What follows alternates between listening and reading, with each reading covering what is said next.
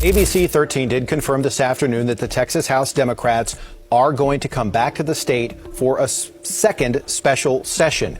Texas Democrats have officially turned the Capitol into a circus, and it is not looking good for them.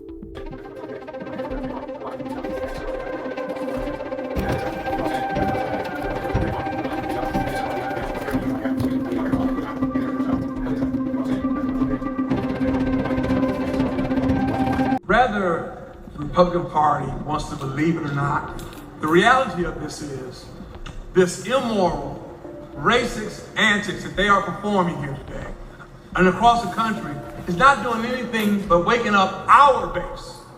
It's waking up Democrats across the country, as my colleagues have told you. So whether they want to believe it or not, the antics that they're performing today and going on across this country are not going to do anything but make our people go out to vote, along with, as my colleague said, rural Texans who have gotten screwed by this administration. It's time to wake up, it's time to see reality, and it's time to rise up. First, it was the Texas House Democrats who literally packed their bags and fled out of state to Illinois to block the new congressional mapping that was backed by President Trump and Governor Abbott. And now it's the Senate Democrats who walked out of chamber today to do the same thing. It's the same game, but just a different move. They're doing anything they can to prevent our constitutional republic from working the way that it's supposed to. And none of this is courage. This is political sabotage. These lawmakers were elected to show up, debate, and vote. But instead, they're abandoning their duties and trying to shut down the government of Texas. None of this is a protest. They're willfully abandoning the job that they swore an oath to perform. That should lead to consequences.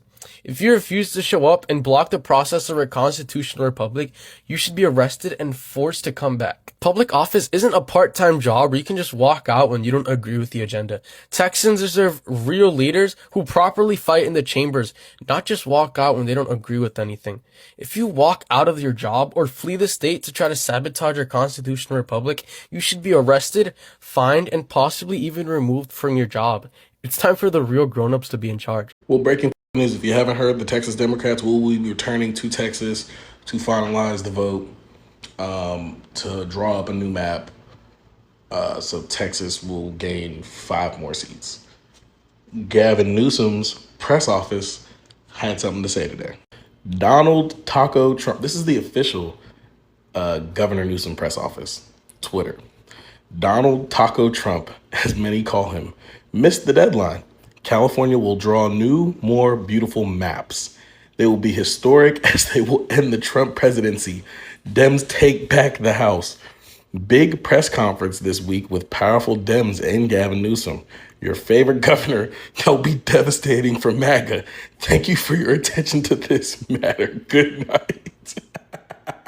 Texas Attorney General Ken Paxton asked a Tarrant County judge to jail former U.S. Rep. Beto O'Rourke to put an end to Texas Democrats' walkout over a new congressional map. Paxton sued O'Rourke and his political group Powered by People last week, arguing that the group was deceptively fundraising for and illegally supporting the Texas Democrats' walkout. A Tarrant County district judge quickly granted Paxton's request to temporarily block O'Rourke and Powered by People from fundraising for Democrats or spending money to cover their expenses. On Tuesday, August 12th, Paxton claimed that O'Rourke had violated the temporary injunction at a Fort Worth rally on Saturday, when he told the crowd, "There are no refs in this game, the rules." According to a video of that event, O'Rourke appeared to have said that phrase after encouraging the crowd to support retaliatory redistricting in other blue states, not in relation to the injunction. Paxton's motion asked the judge to imprison O'Rourke for the duration of the lawsuit and to fine the Democrats $500 for each violation of the injunction. O'Rourke filed his own lawsuit against Paxton on Friday, August 8th in El Paso District Court, alleging that the Attorney General was engaging in a fishing expedition, constitutional rights be damned,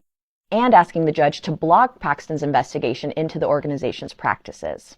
Oh Lord, even though I promised you that I'm gonna follow up on this issue, I didn't think it was gonna happen immediately. And now we are here. Texas Democrat representatives again walk out of session. And the session was about congressional mapping. And previously we discussed about the congressional mapping. They are gonna add some districts where Democrats say that this is being done to increase the MAGA stronghold. And it seems so unconstitutional to them, and hence the need to walk out. And there was some articles saying that if it reached Friday 9th or was it 11th, where if they had not come back to the session, they would not be arrested anymore, but they would be required to come to the session as of 13th of August. But hey, this is now a developing story where I think in that session, the motion passed, but some are saying that this is gonna take a hit if it goes to the House because it's most likely not to pass. But why is it that every time the Democrat representatives are walking out, we learn that it's not unconstitutional to walk out of session, but this is frustrating the system. People in the progressive side feel like it's the right thing to do. It's the cat and mouse game. It's a Tom and Jerry situation, and people have different opinions about this whole thing. And before I even share or give my opinion on this matter, let's get back to more insights. Texas is facing a political showdown as the state Senate has just passed a new congressional redistricting map crafted by the GOP. In a dramatic moment, 9 Senate Democrats walked out in protest, leaving just 2 behind, but that didn't stop Republican lawmakers from moving forward. The vote, 19-2. These new maps could flip up to 5 districts from Democrats to Republican control before the 2026 midterm elections. The bill heads to the Texas House, where Democrat members are still out of state, blocking business and leaving lawmakers at a standstill. Governor Greg Abbott vows to keep calling special sessions until these maps are passed, and tensions continue to rise. Critics call this redistricting effort a power grab that targets voters of color and undermines fair representation. Let me explain how Texas Senate Republican primary politics is playing out in Illinois, where Texas Democrats are camping out in order to avoid a vote on a new congressional map that will really help Republicans maintain control of the House of Representatives in the 2026 election. Senator John Cornyn is running against Attorney General Ken Paxton in the Republican primary, and Cornyn is running behind. Both of them really want President Trump's endorsement. That's why in Illinois they want to show Trump, well, who has the biggest political you-know-what. That's why Cornyn is bragging that he got the FBI to agree to track the Texas Democrats in Illinois. And that's why Paxton filed a case in downstate Adams County asking a judge to order Illinois law enforcement officials to arrest the Texas Democrats. Why Adams County? I think it's because Paxton is looking for a sympathetic judge. In the last election, 73% of the vote in Adams County went to Trump. Well, the Senate voted on the redistricting maps today, despite 11 Democrats walking out. It did pass the Senate. However, with the quorum break still going, it is unlikely that it will pass the House, which means more than likely Governor Abbott will keep on calling special sessions until he gets this done. So y'all, the fight's not over. It's not over at all. So keep on calling your House of Representatives. Your reps, keep on sending words of encouragement to the Democrats that are breaking quorum. And most of all, send them some money, y'all, because this quorum break is expensive. Like I mentioned before in some of my other videos, it is $500 a day. Fine. $500 a day. Fine. And then after 30 days, they are going to be taking 30% of the money that will be for their staffing. So imagine, it's not just them being affected, it's their staff as well. 30% is a lot to lose for your staffing. But you guys, they're doing this for the sake of democracy. They're doing this because it's the right thing to do. They're standing up to tyranny. They are standing up to authoritarianism. They are standing up to fascism. And I'm proud of them. I'm so, so proud of them. Well, I'll give you guys some more news when I have it. Until then, I love you and there's absolutely nothing you can do about it. Take care of yourself first, and then others, and y'all be well. Until next time, bye. We did it, you guys. We did it. The Texas Senate ended up passing the redistricting map for Texas. Texas. Woo! Texas, baby. That's what MAGA is currently doing in all of these videos, talking about this redistricting map. What the MAGA Knights don't know, just like when normal bills are passed in the House and in the Senate, you know, in Washington, it still needs to pass both, you guys. So the Texas Senate officially passed this bill, right, for the redistricting. That was a given because they have the numbers to do it. But the Texas House does not have the numbers to do it, and that's why those Democrats ended up leaving the state, so that they can stop this vote from taking place. Because, as I indicated, just like when you're trying to pass the big bills in Washington, D.C., it still needs to pass the House and the Senate for the bill to actually go through.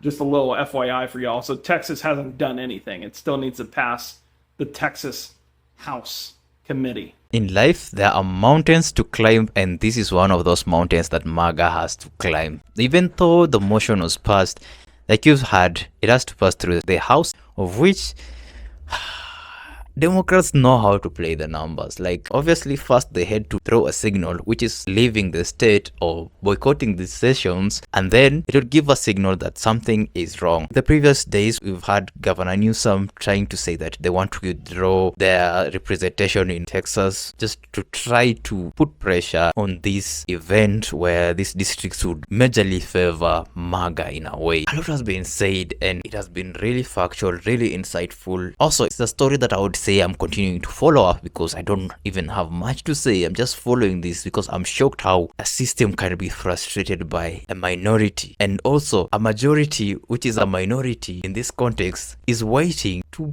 pull down that motion, pull down that bill. It's really effed up at this point, and it brings me to this point where I've been saying the role of the president for the longest has been to unite all Americans. If you followed through the 2024 elections, you would tell that it was almost like a 48 to 52% popular votes. It was Trump's initiative or responsibility to reconcile these two sides, where it was supposed to be one where everyone would feel they are Americans. Right now, Americans feel like, I belong to Democrats, I belong to Republicans. There's a rift and there's open hate between these two. Even passing bills that could help are not passed because of political inclination, and some bills that don't help are being passed just because of political inclinations. Emotions are overshadowing the good of the people. I don't know if it's good for these districts to be divided, but from what I've read and heard, it seems like it's not. It seems like it's a greedy or gluttonous move which doesn't have a good intent, but correct me if I'm wrong.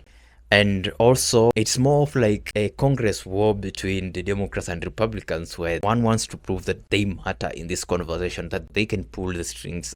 It's just all over the place. I am just curious, like, how is it going to end? What if it passes?